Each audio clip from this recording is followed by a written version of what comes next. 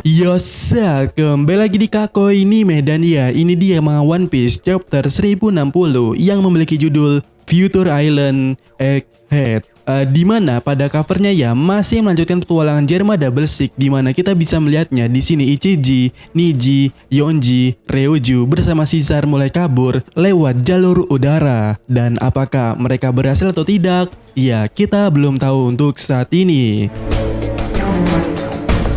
Nah, melanjutkan apa yang terjadi di manga One Piece chapter 1060 ya, ketika Bonekid terpental di udara seperti yang kita ketahui juga ya, Chopper terpental daripada kapal, dan di sini Luffy dengan sigapnya langsung menangkap Chopper, yang mana berbarengan pula satu tangan lainnya mencoba menangkap Bone di sini. Dan ya, Luffy berhasil menangkap kaki Bone dengan tepatnya. Namun di halaman berikutnya di bawah laut ya, tepat di bawah Sanigo terdapat bayangan hiu raksasa yang sangat-sangat besar, yang mana hiu itu benar-benar siap untuk menerkam mereka yang ada di atas. Dan ngap, hiu itu menerjang ke udara, di mana ukurannya benar-benar begitu besar. Tetapi naas bagi hiu itu ya, dia gagal menerjang Sanigo sekali serang, di mana ya Sanigo terlihat berhasil lolos daripada hiu itu. Namun di satu sisi ya, di satu sisi lainnya keadaan mulai memburuk, di mana Luffy, Chopper dan Bone terjatuh ke dalam lautan, sehingga tiga user buah iblis ini ya tenggelamkan begitu saja ke lautan. Dan melihat itu ya, Jinbe memutuskan untuk menyelamatkan mereka itu dengan menyelam meninggalkan kapal. Kemudian di halaman berikutnya, di mana Sanigo diambil alih oleh Franky, langsung mengambil tindakan dengan mengeluarkan docking system kincir air dan push, Sanigo bergerak begitu cepat dan menjauh dari lokasi sebelumnya. Tetapi tak disangka ya, hiu ini mulai menargetkan Sanigo secara digital, dan di saat yang sama pula ya kita bisa melihat dari mulutnya, daripada mulut hiu itu ya keluar sejumlah misil yang cukup besar. Dan kemudiannya, ciu, misil itu meluncur menuju Sanigo dengan tepatnya. Dan ya, sepertinya hiu ini bukan hiu biasa. Kemudian di halaman berikutnya ya, terjadi suatu ledakan yang sangat besar, di mana misil-misil yang dilancarkan oleh hiu tadi ternyata tepat mengenai bagian bawah Sanigo, sehingga itu membuat nakama yang berada di kapal itu ya terombang-ambingkan hingga mengambang di udara bersama Sanigo tentunya. Dan ya, scene pun terpotong di sini dan memperlihatkan kondisi Jinbe yang telah berhasil mendapatkan Luffy dan yang lainnya di pundaknya itu. Yang kemudiannya Jinbe berenang ke permukaan dan menampakkan suatu penampakan di mana hiu itu kembali mencoba melancarkan serangan dengan suatu daripada mulutnya itu. Dan kemudiannya ia tembakan dan tuar, terjadi ledakan yang sangat-sangat cukup besar di sana. Di mana ya Jinbe yang menyaksikannya cukup cemas, sementara di sisi lainnya, Luffy, Chopper, dan Bone masih termabukkan oleh air di sini. Nah, di panel berikutnya ya kita melihat Sanigo telah terungkap atau tengkurap di dalam air akibat efek ledakan yang ditimbulkan oleh hiu tadi itu. Tetapi tak disangka, tiba-tiba ya semacam robot muncul di sini, dan tampaknya sosok robot ini ya adalah sosok yang menakutkan bagi hiu itu. Dan kemudiannya kita bisa melihat ya, robot ini menampolkan hiu itu hingga kelepek-kelepek, sama seperti hiu itu ya. Di sisi lainnya kita bisa melihat ya para nakama yang berada di Sanigo benar-benar tenggelam semuanya, dan Usopp mulai tak sadarkan diri di sini. Dan scene pun dipotong berpindah ke tempat pangkalan angkatan laut G14 yang sepertinya tidak jauh dari lokasi sebelumnya dan berada di sisi lain di pulau itu.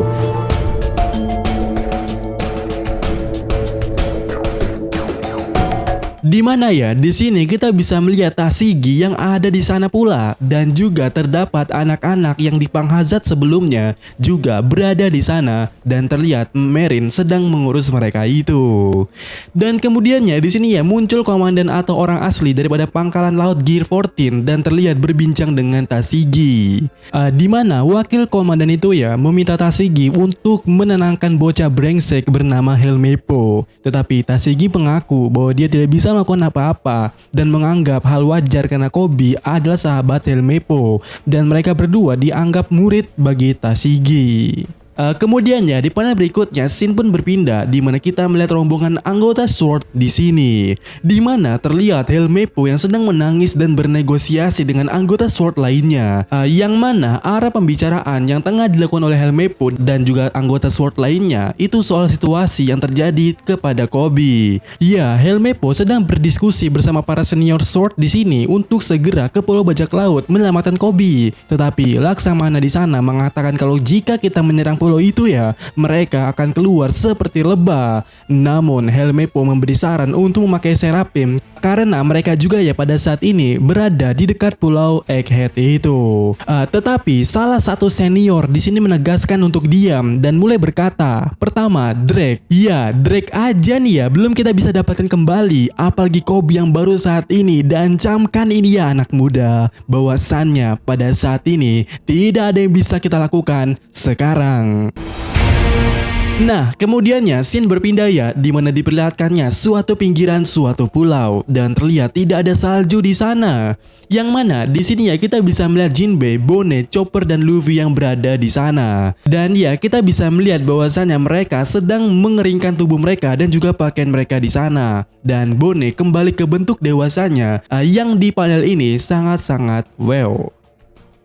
Yang mana kemudiannya di panel berikutnya ya kita bisa melihat terjadi pembicaraan yang cukup serius antara mereka, di mana Bone mengatakan, kalian tidak tahu siapa aku disebut salah satu generasi terburuk seperti kau. Nama kami berdampingan dan saya juga berada di Sabondi pada waktu itu. Ya, namaku Bone, aku adalah musuh, ingat itu, tapi terima kasih telah menyelamatkanku barusan. Dan di sini ya Luffy menjawab, jangan khawatir tentang itu Boge. Ya, di sini Luffy menyebut Bone dengan sebutan Boge. Lalu di sini ya Bone mulai berbicara soal bounty Luffy, posternya yang sangat aneh baginya.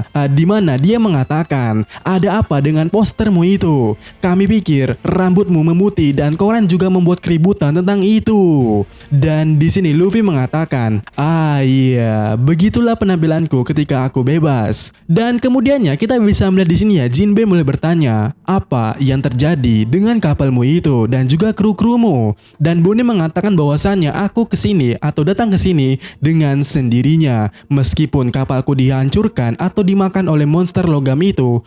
Dan pada saat ini aku mulai lapar. Sontak mendengar ini ya Luffy langsung celetuk bahwasannya, kau lapar, ayo kita cari restoran sekarang juga. Dan Bone langsung menegaskan di sini bahwasannya, hey idiot, tidak ada restoran di sini. Ini adalah pulau pemerintah dan aku akan mengatakan kepadamu bahwasannya ini pulau kepala telur atau Egghead. Mereka menyebutnya pulau 500 tahun di masa depan, di mana pulau laboratorium Vegapunk. Dan di sini ya Luffy mengatakan, apa? Vegapunk? Yang mana kemudiannya kita diperlihatkan pulau Egghead yang terselimutkan dengan awan-awan secara tipis di sana. Dan dia scene pun dipotong secara bersamaannya dan kembali ke Sanigo, di mana terlihat ya Sanigo yang sebelumnya tengkurap di lautan, kini Sanigo diangkut oleh sosok robot itu ke permukaan.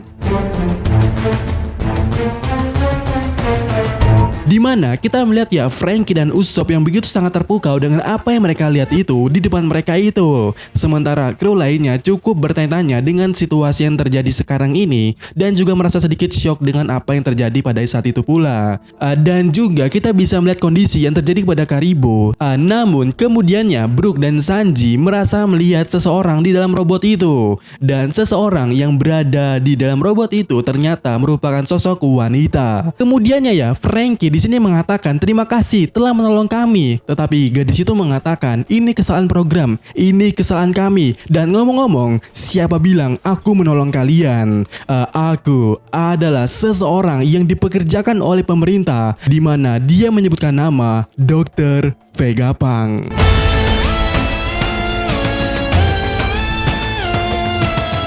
Dan duar, chapter kali ini yaitu chapter 1061 ditutup dengan komentar narator yang mengatakan suatu kekagetan atau sangat shock dengan ini. Dan ya, chapter berhenti di sini. Yang kita tahu ya, minggu depan libur. Tetapi di sini ya ada sesuatu hal yang perlu kita bicarakan, di mana kita bisa melihat ya di pakaiannya atau mungkin di tubuhnya itu ada satu tulisan yang tertera di seseorang yang mengaku sebagai Dr. Vegapunk dengan tulisan Punk 02. Iya, apa maksudnya ini? Apakah dia cloningan? Ataukah ada sesuatu hal yang menarik lainnya? Iya, bagaimana menurut kalian di sini?